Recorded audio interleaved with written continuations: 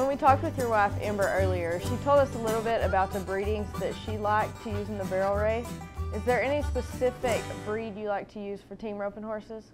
I've had one really good horse, and he was an Easy Jet bred horse that come from Monroe Tomlinson, and I rode him at the final several years. And he was probably about 11 years old the first time I took him to the NFR, and that's the youngest horse I've ever taken there.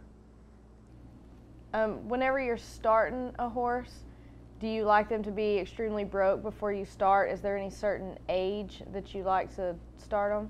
I like to start mine just probably a little later than most people, at least 4 to 5 before we start doing a lot of roping on them. And yes, I do like them broke. It makes my job a lot easier. From start to finish, how long does it usually take you to get one ready to go to a rodeo? Oh, it probably takes me a good 3 to 4 years. I do a lot of jackpotting on them to get them ready to that point. I hear people talking a lot in the team roping about there's a difference between a jackpot horse and a rodeo horse. Explain that to us a little. Well, the rodeo horse has got to be a lot more solider than jackpot, but taken to the jackpot roping, we're taking them there to get experience, so they become a rodeo horse. Everybody has their own way of training a horse. Are there little specific things you like to do when starting yours?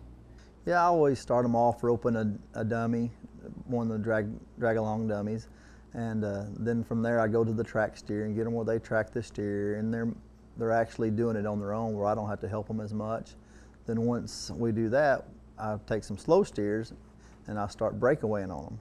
Then once I've breakawayed on them, then I'll go ahead and start roping and turning some slow steers. I've been trying to keep everything slow as long as possible.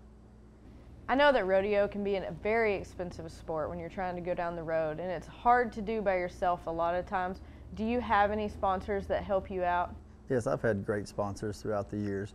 Purina Mills being one of them, Classic Rope, Classic Equine, Martin Saddlery, and also Equine Medical Center. Kevin, I want to thank you for coming out today and talking to us at the Greenwood Saloon in the big town of Bluffdale, Texas. Good luck with all your horses.